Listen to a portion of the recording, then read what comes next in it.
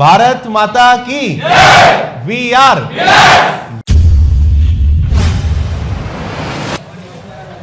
Good morning, जय हिंद। तो एक बार फिर से गुड मॉर्निंग सभी को। क्या हालचाल है? तो आज आपका मुंह मीठा कराया जाएगा।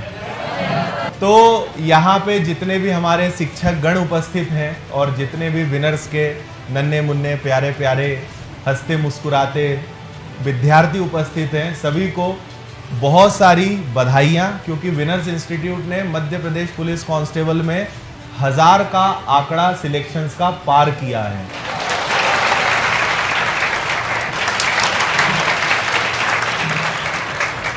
कितने का? 1000 से ज्यादा। ठीक है, मतलब 1000 तो खबरें अभी तक मिली हैं, है ना। और मुझे जहां तक लगता है कि ये आंकड़ा जो है करीबन 1500 से भी ज्यादा जा सकता है ना। और ये केवल इंदौर के लिए नहीं, केवल मध्य प्रदेश के लिए नहीं, पूरे भारत के लिए एक रिकॉर्ड होगा कि किसी एक परीक्षा में एक कोचिंग से इतने 1000 बच्चे जो हैं एक बार में चयनित हुए हैं। ये बहुत बड़ा रिकॉर्ड है। अब आते हैं सबसे मेन मुद्दे की बात। 1 तारीख को विनर्स का स्थापना दिवस है, विनर्स का जन्मदिन है, हर बार ये मनाया जाता है। तो हमने 4 तारीख को पहले सोचा था, लेकिन अब उसकी डेट रिवाइज हो चुकी है और अब विनर्स का जो स्थापना दिवस है वो 1 तारीख को मनेगा, लेकिन हल्का फुल्का, है ना। और धूमधाम से इसको मनाने की जो बारी है वो है 11 दिसंबर, है ना। आपको पता है ना, ओबीसी कैटेगरी हो, एसटी कैटेगरी हो, एससी कैटेगरी हो, first rank, second rank, third rank, सब विनर्स के विद्यार्थियों की है। तो बहुत बड़ा एक रिकॉर्ड है, मतलब इतने सारे बच्चों का सिलेक्शन हुआ है वो अपने आप में रिकॉर्ड है। और जो फर्स्ट रैंक, हर कैटेगरी की लगभग फर्स्ट रैंक, अभी जनरल कैटेगरी की हम थर्ड रैंक तक पहुंच गए हैं, जिसके लगभग शायद 92 या 93 मार्क्स हैं। आप समझ रहे हो, 100 में से कितने नंबर? 93 मार्क्स लाने वाला बच्चा वो विनर्स का है। लगातार इन बच्चों के साथ बातचीत भी चल रही है मेरी, कुछ यहाँ मिलने आ रहे हैं, कुछ से जूम मीटिंग पे बात हो रही है ना। जिससे जिस प्रकार से संभव हो पा रहा है उनसे उस प्रकार की हम बातचीत कर रहे हैं। ये 2 भाई हैं जिनका सिलेक्शन हुआ है, दोनों रियल ब्रदर्स हैं। एक परिवार के 3 भाई बहन, 1 भाई 2 बहन सिलेक्शन हो गया। एक खंडवा में आपने देखा होगा, खंडवा में एक काफी चर्चा में चल रही थी, 3 रियल सिस्टर्स हैं, उन तीनों का सिलेक्शन हो गया, है ना। और भाई बहन या 2 एकदम पक्के दोस्त, ऐसे कितने ही उदाहरण हैं जिन्होंने सिलेक्शन लिया है ना। और ऐसे ऐसे विद्यार्थी भी सामने आए हैं कि पहाड़ी क्षेत्र जहां पे जंगल ही लग जाता है वहां रह के पढ़ाई करते हैं। एक लड़का अलीराजपुर झाबुआ तरफ का एक लड़का है, नाम मुझे याद नहीं है, उसने आप उसकी कहानी सुनिए। गांव में नेटवर्क नहीं है, पहाड़ी क्षेत्र है, पहाड़ में ही उसका एक छोटा सा घर बना हुआ है। देखे होंगे आपने कभी पहाड़ी क्षेत्र या जंगल में जो घर होते हैं, नेटवर्क तो वहां होता नहीं है। वो लड़का डेली 15 से 20 किलोमीटर जाता था, वहां से वीडियोस डाउनलोड करके लाता था मोबाइल में और फिर वो पढ़ाई करता था। ठीक है, इस तरीके से उसने लगातार पढ़ाई करी और उसने रिटन एग्जाम निकाल लिया। अब समस्या आ गई फिजिकल की। बहुत गरीब परिवार, इंदौर तो क्या वो कहीं भी नहीं जा सकता था। उसने दिमाग लगाया कि मैं फिजिकल की तैयारी खुद करूंगा। उसने दौड़ने के लिए प्रॉपर वहां पे ट्रैक बनाया, उसने गड्ढा खोदा, रेत वेत से भर दिया उसको, और जंप की प्रैक्टिस के लिए उसने खुद का फिजिकल छोटा मोटा ग्राउंड तैयार कर लिया और उस लड़के ने निकाल लिया। उसका वीडियो मैंने शेयर किया था यूट्यूब पे। टीकमगढ़ की वो एक लड़की है, उसके पापा मम्मी दोनों मजदूर हैं और वो मजदूरी करने जाते हैं, मतलब वो रहते हरियाणा में है, हरियाणा में वो मजदूरी करते हैं। वहां से इसको, ये लड़की और उसकी दादी, बस ये दोनों हैं परिवार में। ये दोनों मध्य प्रदेश में टीकमगढ़ के किसी गांव में रहते हैं और पापा मम्मी मजदूरी करने के लिए कहां गए हैं? हरियाणा। वहां से इनका खर्चा चलता है, वहां से भेजते हैं। और अब वो लड़की जो है क्या बन गई है?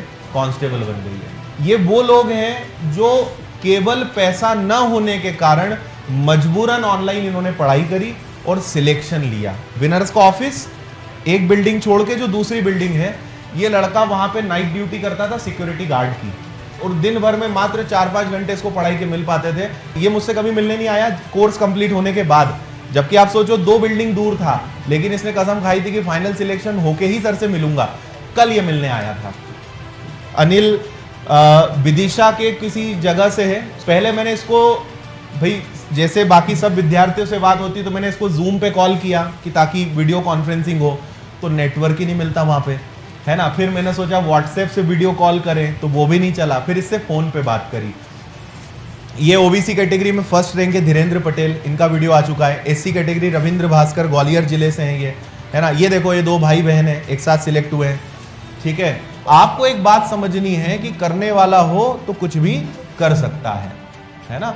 तो अब आपका सपना क्या होना चाहिए कि सिलेक्शन तो लेना ही है, लेकिन अब क्या लाना है, अच्छी रैंक भी लानी है ना। अभी तक एक स्टूडेंट है जो जनरल कैटेगरी का है, थर्ड रैंक उसकी है, उसके 92 या 93 मार्क्स हैं। आप उम्मीद कर सकते हो 100 में से कितने, 93 के आसपास उसके मार्क्स हैं 100 में से। बड़ी बात है कि नहीं है, लेकिन करा है लोगों ने। और इन सब की एक खास बात पता है क्या है, किसी को भी उम्मीद नहीं थी कि हमारा सिलेक्शन हो जाएगा, या सिलेक्शन की उम्मीद तो थी लेकिन फर्स्ट रैंक आ जाएगी ये किसी को नहीं पता था। समझ में आ रहा है। तो अपनी मेहनत ऐसी करिए, अपना बेस इतना मजबूत करिए कि आप भी एक दिन यहाँ पे दिखें और आप भी बाकी लोगों के लिए एक एग्जाम्पल बने, एक उदाहरण बने, एक प्रेरणा का स्रोत बने। जैसे आज इनको देख के आपको लग रहा है कि नहीं यार करना है, लग रहा है कि नहीं लग रहा है, तो आपको भी यही जो एनर्जी है बस ये बरकरार रखनी है। और ये तभी बरकरार रहेगी जब आप दो चीजों को अपने दिमाग में बैठा लेंगे कि पहला, आप ऑलरेडी सिलेक्शन के लिए जो बेस्ट हो सकता है वो आज आपके हाथ में है। अच्छी कोचिंग, अच्छा शहर, अच्छा माहौल, सारी सुविधाएं आपके पास हैं। और ये वो लोग हैं जिन्हें ये सब नहीं मिला था। 2020 में जब कांस्टेबल की वैकेंसी निकली थी उस समय ऑफलाइन क्लासेस बंद थी। अगर ये 1000 सिलेक्शंस हुए हैं तो इसमें से 900 तो केवल ऑनलाइन वाले हैं, और उन 900 में से 500 तो आप उनकी कहानी सुन लो तो आप बाल्टियां भर दो रो रो के, ऐसी ऐसी कहानियां हैं लोगों की, है ना। तो अब आप कंपेयर करो तो आप बहुत अच्छी जगह पे हैं, सब कुछ आपके पास बढ़िया है, अब बस मेहनत करने की देर है ना। तो दो चीजें आपको ध्यान रखनी है। पहली चीज ये कि आपके पास ऑलरेडी सब कुछ है, आपको किसी से अब कोई शिकायत नहीं होनी चाहिए, घर वालों से तो खासकर होने नहीं चाहिए आपको, है ना, क्योंकि आपको इतनी मदद कर दी, यही बहुत बड़ी बात है। तो आपकी ये शिकायतें खत्म हो जानी चाहिए। आपको कोई किसी भी प्रकार की किसी से शिकायत नहीं होनी चाहिए कि मेरे पास ये नहीं है, मेरे पास वो नहीं है। और दूसरी चीज ध्यान रखनी है कि हम इंदौर क्यों आए हैं या हमारा सपना क्या है, क्योंकि जितना इंदौर शहर अच्छा है उतना ही बुरा भी है। ये आपको बना भी सकता है, ये आपको बर्बाद भी कर सकता है। इंदौर तो भाई सही है। अच्छा, चाकू अच्छा है कि बुरा है? चाकू अच्छी चीज होती है कि बुरी चीज होती है? दोनों होती है।